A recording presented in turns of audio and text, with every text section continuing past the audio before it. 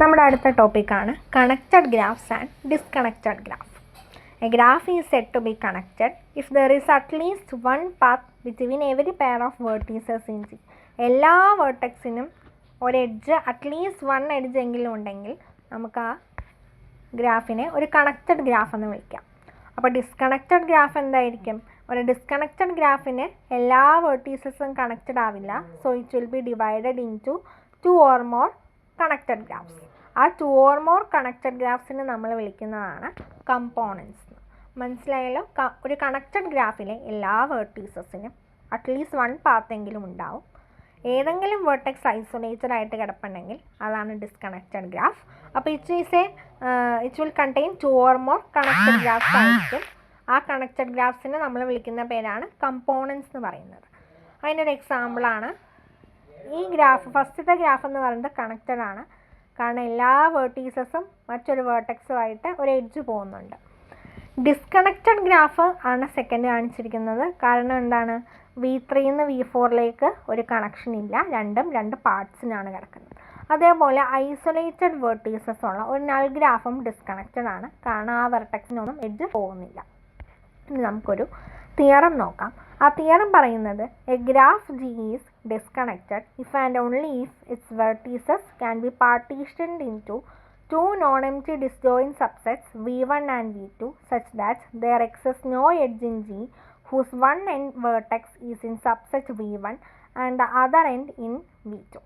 Graph theorem പറയുന്നത് എന്താണെന്ന് വെച്ചാൽ, ഒരു ഗ്രാഫ് ഡിസ്കണക്റ്റഡ് ആണെങ്കിൽ അതിനെ രണ്ട് കമ്പോണൻസ് ഉണ്ടാവും, രണ്ട് കമ്പോണൻസിനും രണ്ട് വേർട്ടെക്സ് സെറ്റ് ഉണ്ടാവും. അപ്പോൾ ഒരു കമ്പോണൻറ്റിലെ വേർട്ടെക്സിന് മറ്റൊരു കമ്പോണൻറ്റിൻ്റെ വേർട്ടെക്സുമായിട്ട് എഡ്ജ് ഉണ്ടാവില്ല. അതുകൊണ്ടാണല്ലോ നമ്മളതിനെ ഡിസ്കണക്റ്റഡ് എന്ന് പറയുന്നത്. ഇത് നമ്മളിത് പ്രൂവ് ചെയ്യാണ് വേണ്ടത്. ഇഫ് ആൻഡ് ഓൺലി ഇഫ് വെച്ച് വരുന്ന തിയറത്തിനെ നമ്മൾ പ്രൂവ് ചെയ്യേണ്ടത് കോൺവേഴ്സിനും പ്രൂവ് ചെയ്യണം, നേരെയും പ്രൂവ് ചെയ്യണം. First let us assume that the graph is disconnected. Graph disconnected ആണെങ്കിൽ it will be having 2 components. ഇപ്പോൾ G എന്ന് പറഞ്ഞ ഗ്രാഫ് ഡിസ്കണക്റ്റഡ് ആണെങ്കിൽ it will be having 2 components, G1 and G2. ഈ G1ൻ്റെ വേർട്ടീസസിൻ്റെ വേർട്ടെക്സ് സെറ്റാണ് V1, G2ൻ്റെ വേർട്ടെക്സ് സെറ്റാണ് V2 എന്ന് വിചാരിക്കാം. അപ്പോൾ V1ഉം V2ഉം തമ്മിൽ ഒരു എഡ്ജ് എന്താവില്ല, കോമൺ ആയിട്ട് ഉണ്ടാവില്ല.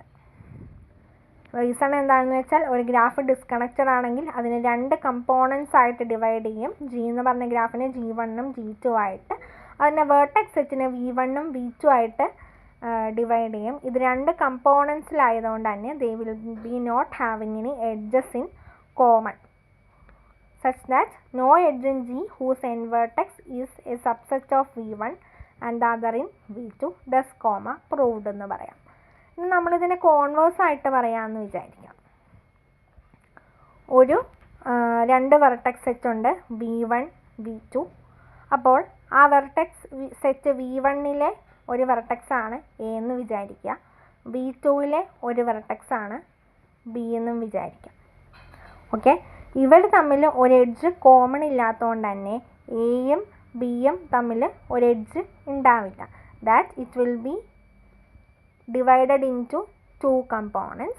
Thus the graph is disconnected. ഇങ്ങനെയാണ് ഇതിൻ്റെ പ്രൂഫ് വരിക. ഫസ്റ്റ് ഡിസ്കണക്റ്റഡ് ആണെന്ന് അസ്യൂം ചെയ്യുന്നു.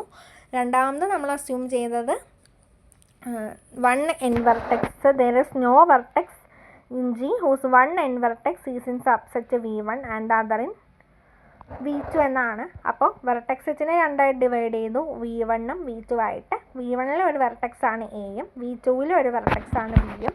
അപ്പോൾ എയും ബിയും രണ്ട് വേർട്ടെക്സ് സെറ്റിലുള്ളത് കൊണ്ട് തന്നെ എയ്ക്കും ബിക്കും ഇടയിൽ ഒരു എഡ്ജ് ഉണ്ടാവില്ല. അപ്പോൾ it will be divided into 2 components. Thus the graph is disconnected. അതാണ് അതിൻ്റെ പ്രൂഫ് വരുന്നത്.